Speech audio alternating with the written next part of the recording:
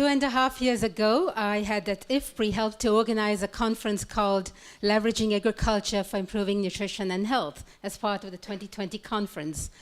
Never in my wildest dreams could I have imagined we would have so much initiative, so much excitement, so much momentum around agriculture for nutrition and health in the last 2.5 years. It's truly a dream come true. But as part of that dream, we have had a number of major meetings, major initiatives taking place around the world, and I'd like to call on 5 people to share with us in 2 to 3 minutes, and I ask you to forgive me that we're giving them so little time, but they will in 2 or 3 minutes give us highlights of some of these major initiatives, meetings. I hope during the breaks, many of you will share your meetings and initiatives so we can pull together a larger compendium. But without further ado, I'd like to call on Jeff Wage first. Jeff is the director of IFPRI, of the London International Development Centre, which has been very active over the last 3 years and has created a number of new initiatives, including this new academy. Jeff, some words from you. Thank you, Rajul. Good morning, everyone. Well, we have come a long way in just 2.5 years. So I have the pleasure of being the chair of the Leverhulme Centre for Integrative Research in Agriculture and Health. And you can see that was an interdisciplinary effort right there. Over the last 2.5 years, a couple of things have emerged which Rajul felt was probably worth mentioning. I'll mention one quickly and then one a little bit more substantially in my 2 minutes. The first is that IFPRI has set up for a couple of years now an international conference on the development and evaluation of methods for agriculture, nutrition, and health research, which is beginning to become a bit of a rather substantial international annual forum for discussion, bringing researchers together from different sectors and disciplines, and particularly encouraging early career professionals.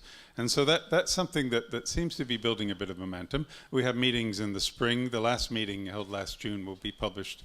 A report of it will be published soon in Food Security. The next one in June next year is going to be on methods and metrics for measuring policy interventions in agriculture, nutrition, health. So I hope that might be an interesting area, and there's a little thing on IFPRI that will be lying around if you want to make contact. But the more substantive point I wanted to make was that as Maggie pointed out, this is a really new area. There are a lot of researchers working in agriculture, nutrition, health. They're coming from particular disciplines. They're struggling within their own institutions to build interdisciplinary collaborations. And many are relatively new to the area. On the other hand, this area is growing incredibly rapidly in terms of funding and projects and the demand for expertise in research and evaluation. And there is a real risk that these researchers starting in these new areas will find themselves working in particular grants and projects, particular donors or NGOs, and get a little bit isolated developing their own methods rather than reaching out and being able to engage the broader community because it is so young and so nascent. So one of the ideas that emerged way back in the 2020 meeting in Delhi was to engage the academic community interested in this area to begin to develop collaborations across sectors but also across institutions. And that's taken form over the last few years and is now taking the shape of the idea for an academy for agriculture, nutrition, and health, which will bring together institutions and researchers who want to share ideas and avoid the problem of being isolated into a number of different silos associated with particular projects. And that itself could greatly accelerate the development of methods and metrics to the benefits of all. This idea has been developed most recently by the Agriculture for Nutrition and Health program of CGIAR, and John McDermott, and myself. And in June, we organized a meeting of 14 institutions from Africa, Asia, Europe, and North America, largely academic institutions, to discuss what shape this might take. And the output of that was that there was a really strong desire for a series of regular meetings and workshops with 2 particular functions. One was to bring together researchers, sorts of hothouse ideas that they were coming up with in their specific programs and projects about how you measure agriculture, nutrition, health research outputs and impacts. And the second was to provide mentoring and support to early career professionals, particularly from low and middle income countries. So that's the focus of this idea behind an academy. And we're discussing with a number of groups how they might be able to support that and hope to get it going over the next year. But I just thought I'd mention that. As things develop, I'm sure they will appear on the on the websites of A4NH and Al-Sira. And the point really here is this is not a new institution. This is just a way of bringing together people who might find themselves rather isolated in this new area, working in many different projects around the world, to create a bit more collaboration and synergy with the benefit of accelerating the process of developing new methods and metrics. Thank you. Thank you very much, Jeff. You heard him, summer 2014, London, and ongoing academy. Let me call on our second speaker for a series of events that have taken place this year.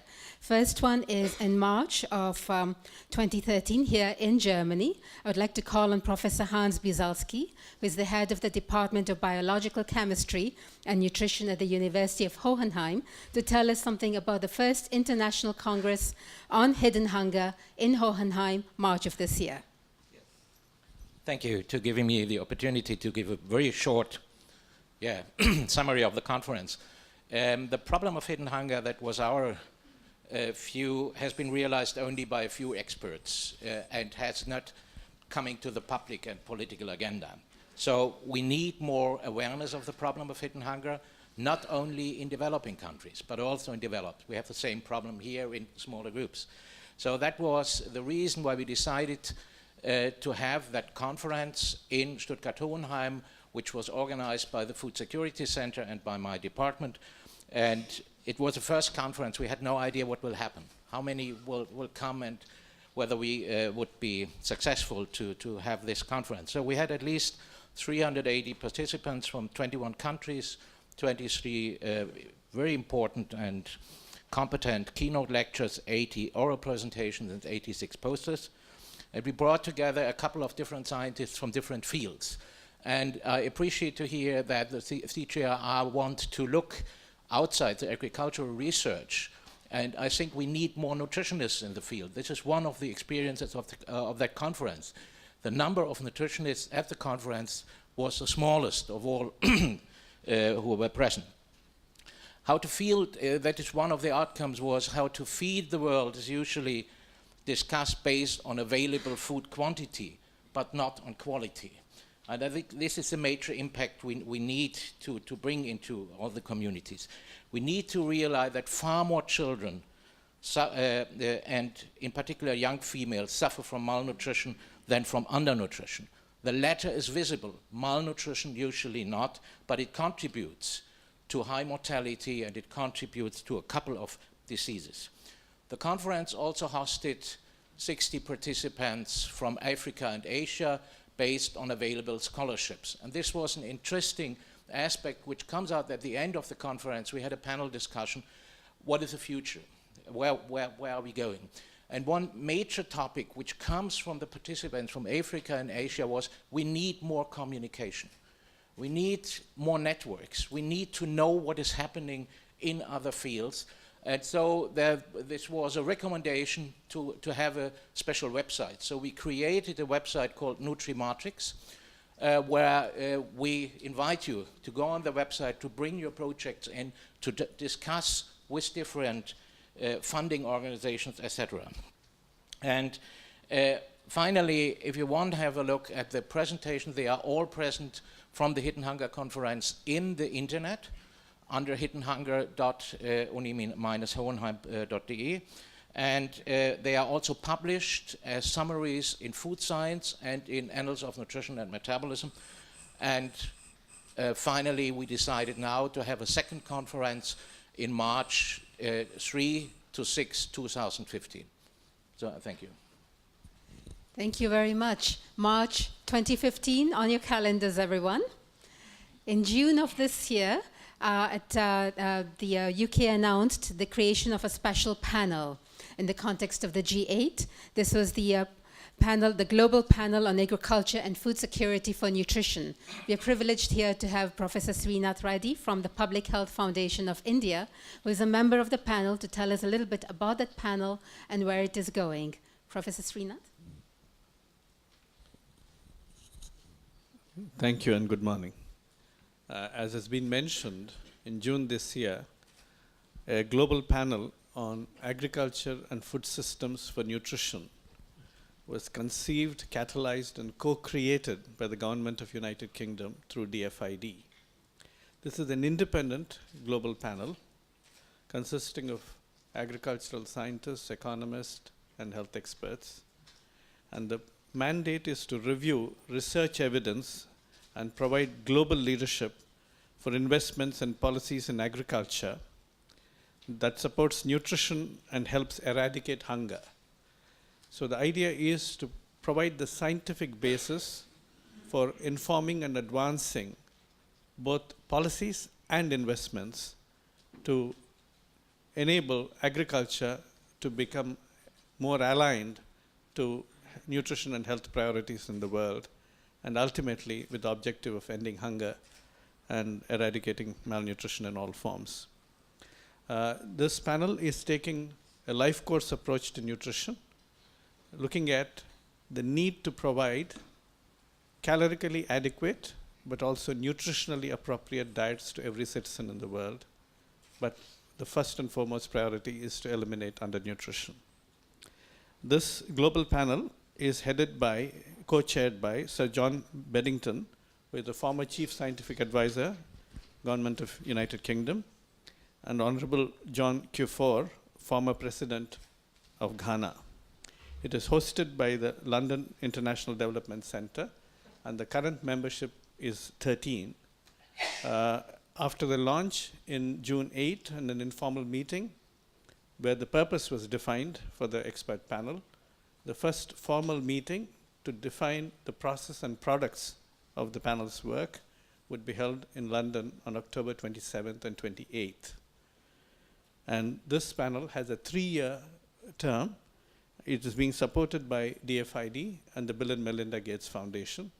And during the course of these 3 years, there will be a great opportunity for the panel also to reach out to various constituencies, and we look forward to support from the assembled expertise here to support the work of the panel. May I briefly also introduce another effort that's currently underway, the Sustainable Development Solutions Network, which is now attached to the United Nations Secretary General's office and is performing work as an independent think tank with 12 thematic groups. The thematic group on agriculture has just released its report in New York on September 18th, and I co-chair the group on health, and we are working in tandem to try and integrate some of our recommendations. The health group's report also would be out next week. And nutrition, of course, comfortably sits in between both of them. But this can be accessed on unsdsn.org. And again, your comments both on the agriculture group's report as well as the health group's report would be most welcome. Thank you. Thank you very much, and thank you for also briefing us on this group, the Sustainable Development Network that allows also the bridging and the intersection. So last week, several thousand people gathered together in Granada at the 20th International Congress on Nutrition. Some of you, a very few of you, were there in the room. One of them was Jennifer. Jennifer Nielsen is a Senior Program Manager for Nutrition and Health at Helen Keller International. And Jennifer is here to give us a quick update on several hundred panels at that conference. Thank you. Good morning, everyone. From scores of presentations, this is a summary of the selected panels that I attended, biased by my interest in research and program implementation. And I have to say, summarizing the conference is possibly more complicated than trying to track the pathways of impact from agricultural interventions to child stunting. But anyway, some of the key highlights for me was a celebration, I think, of the impact of the Lancet series of 2008, which has really galvanized and unified the nutrition community in a new way, and a global response to undernutrition, because it really did document the scale of the problem, the health, moral, and economic rationale for action, and evidence of the programs that do work to reduce undernutrition. And through that movement, the SUN initiative is gaining momentum too. Over 20, maybe approaching 30 countries have joined to develop interdisciplinary and intersectoral strategies to reduce undernutrition, because the evidence shows that nutrition-specific interventions will only address a fraction of the problem. There was talk about the triple burden of malnutrition, so undernutrition, overnutrition, and micronutrient malnutrition. So there has been progress in recognizing hidden hunger. And embracing, I think, of the use of the indicator of stunting to measure our progress. But there's still so much we don't know about how to combat stunting. There's a lot of research that needs to continue. But certainly another key element of the strategy has to be addressing women's nutrition, not maternal nutrition, but women's nutrition, starting in adolescence, well, starting in the first 1,000 days, of course, reducing early marriage and women's empowerment is part of the strategy. There was a lot of discussion of nutrition-sensitive agriculture and its huge potential. But again, the complexity, the need for research that looks at the program impact pathways and the various mechanisms by which we might reduce undernutrition, and not just looking at final impact. There was some discussion about how building on SUN and identifying countries that are really making progress, how they are succeeding, mobilizing political leaders, advocates, and building capacity for these campaigns at the country level. And there were some really interesting tools that were discussed, ProPan and OptiFoods, for helping us identify what local sources exist for reducing or improving nutritional quality, and also where local sources may not be sufficient.